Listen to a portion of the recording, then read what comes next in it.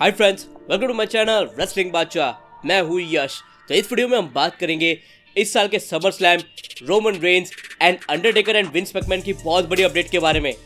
तो दोस्तों, आखिर कौन सी बड़ी अपडेट आई है रिगार्डिंग इस साल का summer slam, Roman Reigns, Vince McMahon and the Undertaker, ये सारी बातें हम करेंगे इस वीडियो में। तो दोस्तों, ये वीडियो काफी ज्यादा इंटरेस्टिंग होने वाली है, तो आप इसे एंड तक जरूर देखिए। और दोस्तों, आप प्लीज हमारे चैनल को सब्सक्राइब करिए और जो सब्सक्राइब बटन के बाजू में बेल आइकन है उसे प्रेस करके ऑल पर प्रेस करिए, ताकि हमारे वीडियोस की नोटिफिकेशन आपको तुरंत मिल जाएंगे जैसे हम वीडियो अपलोड करते हैं।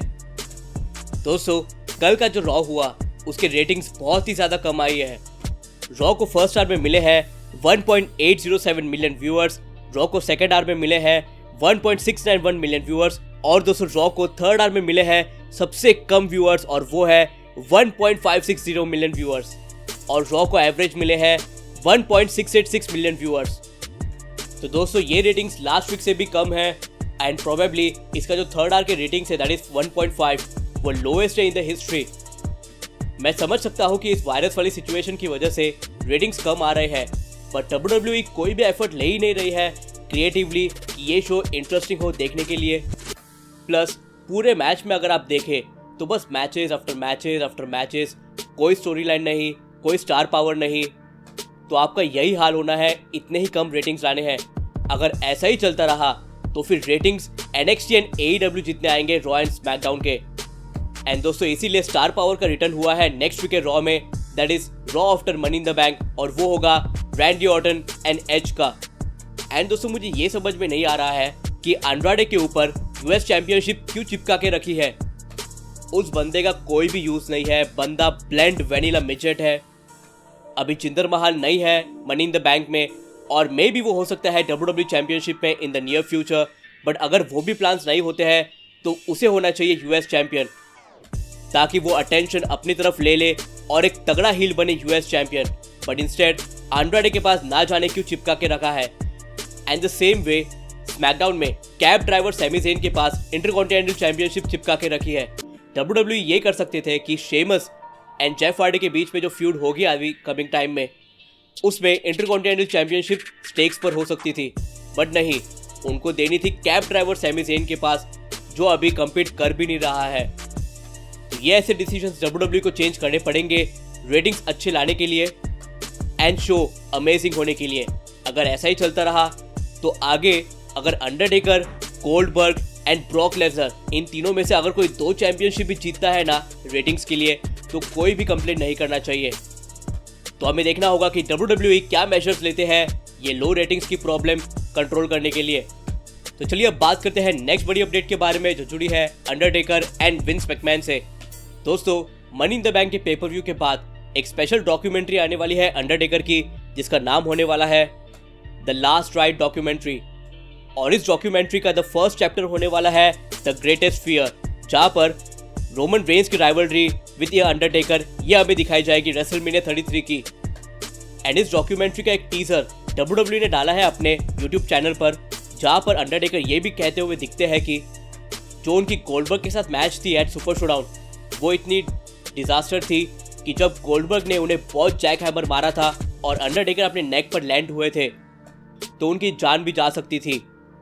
और अंडरटेकर ने ये कहा है कि उस मैच में ऐसा भी स्पॉट आया था जहाँ पर मुझे मेरी जान का खतरा था और मेरी वाइफ विधवा होती एंड मेरे बच्चे अनाथ हो जाते। तो दोस्तों, ये जो डॉक्यूमेंट्री है वो काफ़ी ज़्यादा इंटरेस्टिंग होने वाली है, तो ये देखनी होगी हमें money in the bank pay per view के ठीक बाद। एंड इवन इस डॉक्यूमेंट्री में हमें ये देखने मिला है कि Undertaker and Vince McMahon back stage discuss करते हैं कुछ बातें। तो आप यहाँ पर देख सकते हैं कि विंस मैकमैन टी शर्ट में कितने बैड एस लगते हैं।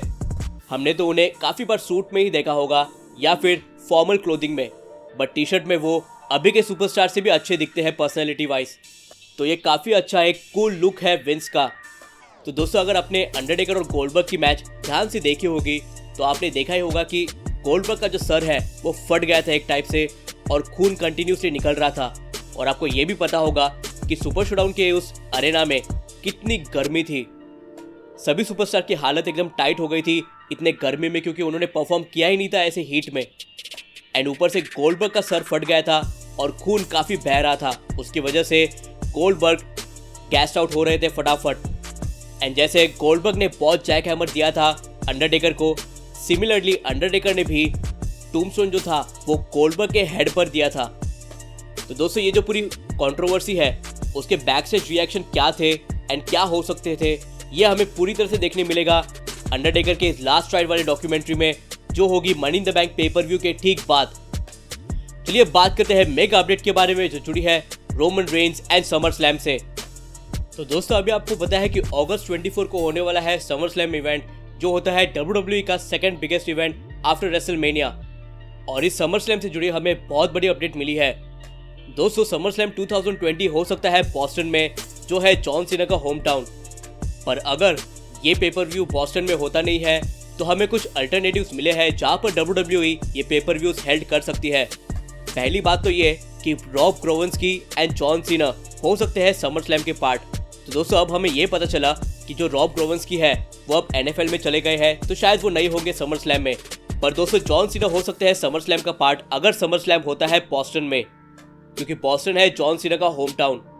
अगर दोस्तों बॉस्टन में ये नहीं होता है तो हमें ये देखना मिल सकता है कि एक अरेना में होगा समर स्लैम, जहाँ पर थोड़ी सी क्राउड आ सकती है, क्योंकि अमेरिका ने 25% क्राउड को अलाउ किया है अरेना में भरने के लिए।